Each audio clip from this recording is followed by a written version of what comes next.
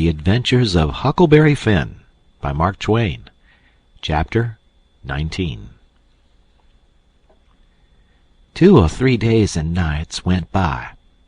I reckon I might say they swum by. They slid along so quiet and smooth and lovely. Here's the way we put in the time. It was a monstrous big river down there, sometimes 1.5 miles wide. We run nights and laid up and hid daytimes. Soon as night was most gone, we stopped navigating and tied up, nearly always in the dead water under a towhead, and then cut young cottonwoods and willows and hid the raft with them. Then we set out the lines. Next we slid into the river and had a swim so as to freshen up and cool off. Then we sat down on the sandy bottom where the water was about knee-deep, and watched the daylight come. Not a sound anywheres, perfectly still, just like the whole world was asleep, only sometimes the bullfrog a-cluttering maybe. The first thing to see, looking away over the water, was a kind of dull line. That was the woods on the other side. You couldn't make nothing else out. Then a pale place in the sky, then more paleness spreading around. Then the river softened up away off. It weren't black any more, but gray. You could see little dark spots drifting along ever so far away, trading scows and such things, and long black streaks, rafts. Sometimes you could hear a sweep squeaking, or jumbled up voices, it was so still, and sounds come so far. And by you could see a streak on the water which you know by the look of the streak that there's a snag there in the swift current which breaks on it and makes that streak look that way. And you see the mist curl up off of the water, and the east reddens up, and the river, and you make out a log cabin in the edge of the woods, away on the bank on the other side of the river, being a wood yard likely, and piled by them cheats so you can throw a dog through it anywheres. Then the nice breeze springs up and comes fanning you from over there, so cool and fresh and sweet to smell on account of the woods and the flowers. But sometimes not that way, because they've left dead fish laying around, gars and such, and they do get pretty rank.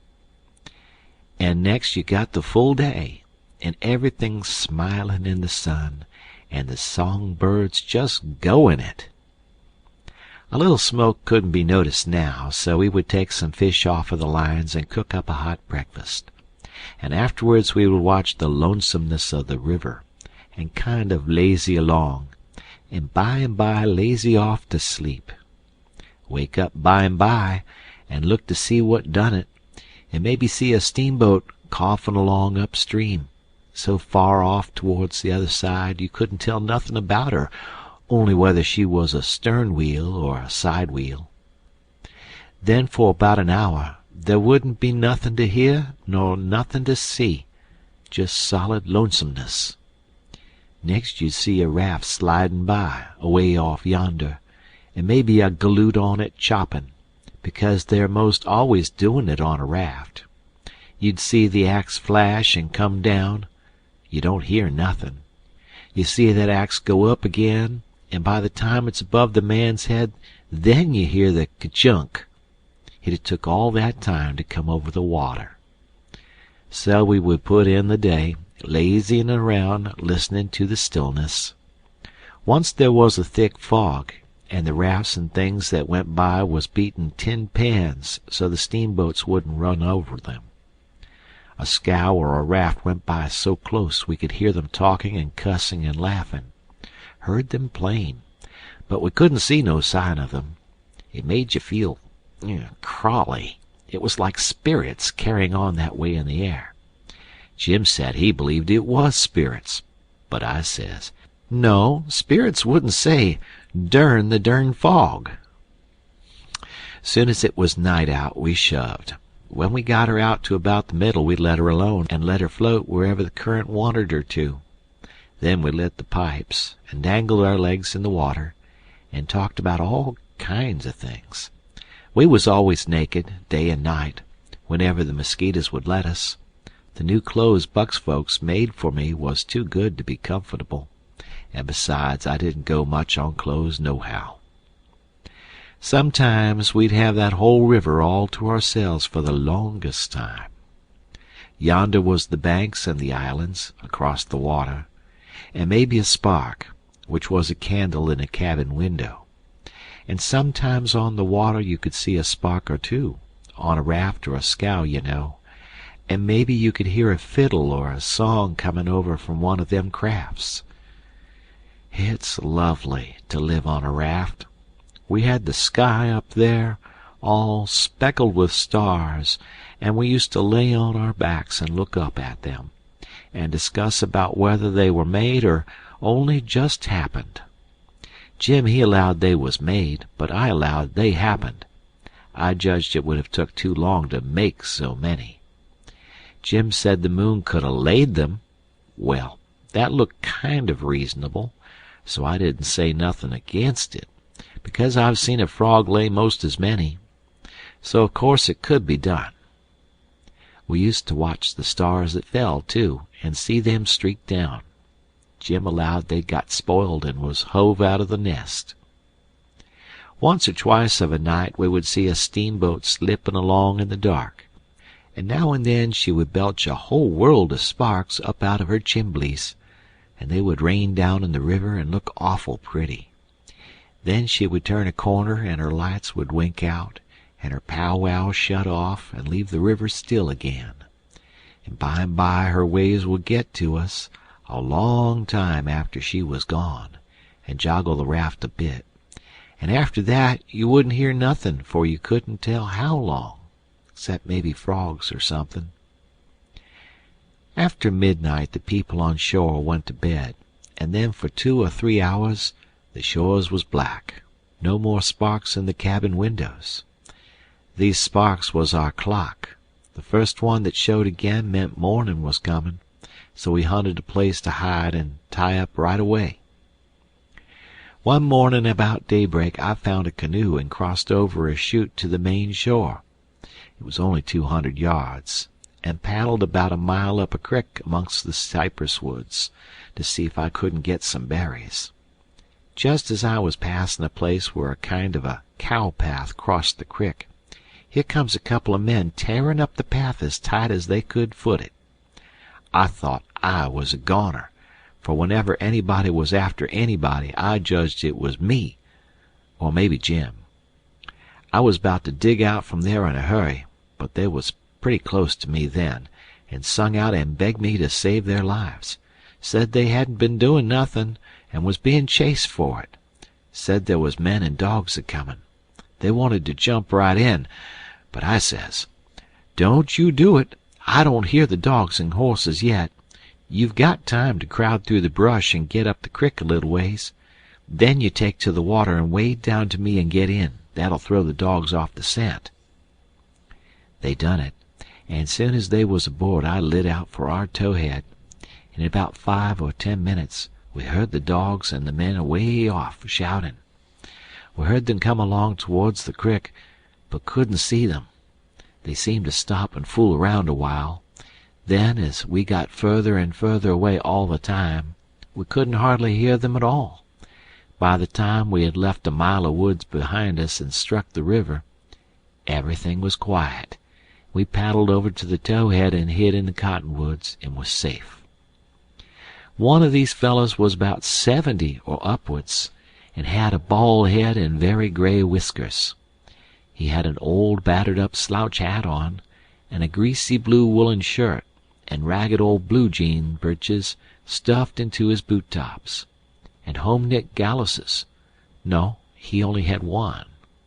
He had an old long-tailed blue jeans coat with slick brass buttons flung over his arm, and both of them had big, fat, ratty-looking carpet-bags. The other fellow was about 30, and dressed about as ornery. After breakfast we all laid off and talked, and the first thing that come out was that these chaps didn't know one another. "What got you into trouble?" says the bald head to the other chap. "Well, I'd been selling an article to take the tartar off the teeth, and it does take it off, too, and generally the enamel along with it. But I stayed about one night longer than I ought to, and was just in the act of sliding out when I ran across you on the trail this side of town, and you told me they were coming, and begged me to help you get off. So I told you I was expecting trouble myself, and would scatter out with you. That's the whole yarn. What's yourn? Well, I've been running a little tempered survival there about a week, and was the pet of the women folks, big and little, for I was making it mighty warm for the rummies, I tell you, and taking as much as $5 or $6 a night, 10 cents a head, children and niggers free, and business a-growing all the time, when somehow or another a little report got around last night that I had a way of putting in my time with a private jug on the sly. A nigger rousted me out this morning, and told me the people was gathering on the quiet with their dogs and horses, and they'd be along pretty soon and give me about half an hour's start, and then run me down if they could. And if they got me, they'd tar and feather me and ride me on a rail, sure. I didn't wait for no breakfast. I warn't hungry. Old man, said the young one, I reckon we might double-team it together. What do you think? I ain't undisposed. What's your line, mainly? Juripritter by trade. Do a little in patent medicines. Theater actor. Tragedy, you know. Take a turn to mesmerism and phrenology when there's chance. Teach singing geography school for a change. Sling a lecture sometimes. Oh, I do lots of things. Most anything that comes handy so it ain't work. What's your lay? I've done considerable in the doctoring way in my time. Laying on of hands is my best holt, for cancer and paralysis and such things, and I can tell a fortune pretty good when I've got somebody along to find out the facts for me. Preaching's my line, too, and working camp meetings, and missionarying around. Nobody never said anything for a while. Then the young man hove a sigh and says, Alas! What are you alassin' about? Says the bald head. To think I should have lived to be leading such a life, and be degraded down into such company. And he begun to wipe the corner of his eye with a rag. Dern your skin, ain't the company good enough for you? Says the bald head, pretty pert and uppish. Yes, it is good enough for me. It's as good as I deserve, for who fetched me so low when I was so high? I did myself. I don't blame you, gentlemen. Far from it. I don't blame anybody. I deserve it all. Let the cold world do its worst. One thing I know, there's a grave somewhere for me. The world may go on just as it's always done, and take everything from me. Loved ones, property, everything. But it can't take that. Some day I'll lie down in it and forget it all, and my poor broken heart will be at rest. He went on a-wiping. Draught your poor broken heart, says the bald head. What are you heaving your poor broken heart at us for? We hain't done nothing. No, I know you haven't. I ain't blaming you, gentlemen. I brought myself down. Yes, I did it myself. It's right I should suffer. Perfectly right. I don't make any moan. Brought you down from where? Where was you brought down from? Ah, you would not believe me. The world never believes. Let it pass. 'Tis no matter. The secret of my birth... The secret of your birth? Do you mean to say...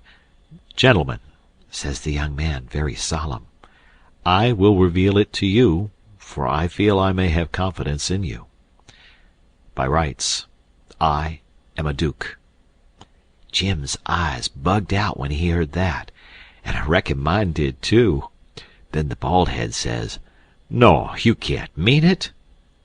Yes, my great-grandfather, eldest son of the Duke of Bridgewater, fled to this country about the end of the last century, to breathe the pure air of freedom, married here, and died, leaving a son, his own father dying about the same time. The second son of the late Duke seized the titles and estates. The infant real Duke was ignored. I, and the lineal descendant of that infant. I am the rightful Duke of Bridgewater, and here I am, forlorn, torn from my high estate, hunted of men, despised by the cold world, ragged, worn, heartbroken, and degraded to the companionship of felons on a raft." Jim pitied him ever so much, and so did I. We tried to comfort him, but he said it warn't much use. He couldn't be much comforted. Said if we was a mind to acknowledge him, that would do him more good than most anything else. So he said we would, if he would tell us how. He said we ought to bow when we spoke to him and say, "Your Grace," or "My Lord," or "Your Lordship," and he wouldn't mind it if we called him plain Bridgewater, which he said was a title anyway and not a name, and one of us ought to wait on him at dinner and do any little thing for him he wanted done. Well, that was all easy, so we done it. All through dinner Jim stood around and waited on him and says, "Will your Grace have some of dis or some of dat?" and so on, and a body could see it was mighty pleasing to him. But the old man got pretty silent by and by, didn't have much to say, and didn't look pretty comfortable over all that patting that was going on around that Duke. He seemed to have something on his mind. So along in the afternoon he says, "Looky here, Bridgewater," he says, "I'm nation sorry for you, but you ain't the only person that's had troubles like that." "No?" "No, you ain't. You ain't the only person that's been snaked down wrongfully out of a high place." "Alas!" "No, you ain't the only person that's had a secret of his birth." And by jings, he begins to cry. "Hold! What do you mean?" "Bilgewater, can I trust you?" says the old man, still sort of sobbing. "To the bitter death." He took the old man by the hand and squeezed it, and says, "That secret of your being, speak." "Bilgewater, I am the late Dolphin." You bet you, Jim and me stared this time. Then the Duke says, "You are what?" "Yes, my friend, it is too true. Your eyes is looking at this very moment at the poor, disappeared Dauphin, Louis the 17, son of Louis the 16 and Mary Antoinette." "You? At your age? No. You mean you're the late Charlemagne? You must be 600 or 700 years old at the very least." "Trouble has done it, Bilgewater. Trouble has done it. Trouble has brung these gray hairs and this premature balditude.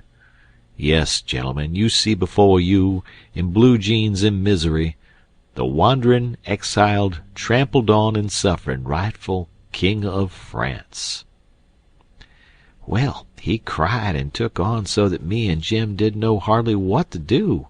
We was so sorry, and so glad and proud we got him with us too. So we sat in, like we'd done before with the Duke, and tried to comfort him. But he said it warn't no use. Nothing but to be dead and done with it all could do him any good, though he said it often made him feel easier and better for a while if people treated him according to his rights, and got down on one knee to speak to him, and always called him "Your Majesty," and waited on him first at meals, and didn't set down in his presence till he asked them. So Jim and me set to majestying him, and doing this and that and the other for him, and standing up till he told us we might set down. This done him heaps o' good, and so he got cheerful and comfortable. But the Duke kind of soured on him, and didn't look a bit satisfied with the way things was going.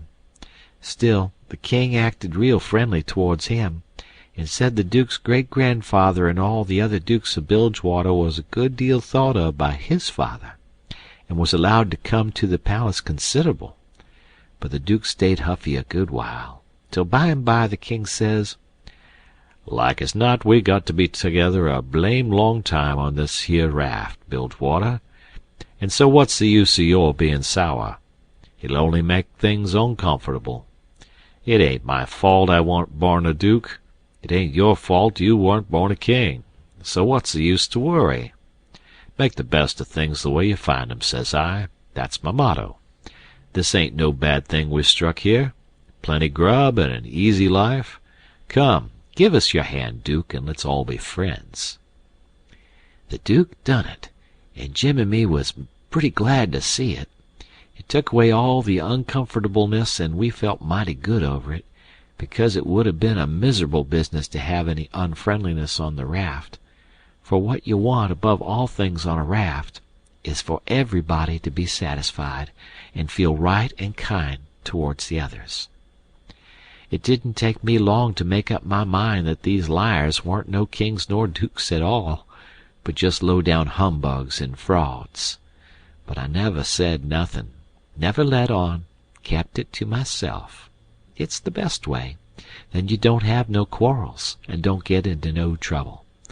If they wanted us to call them kings and dukes, I hadn't no objections, long as it would keep peace in the family, and it weren't no use to tell Jim, so I didn't tell him. If I never learned anything else out of Pap, I learnt that the best way to get along with his kind of people is to let them have their own way. End of chapter.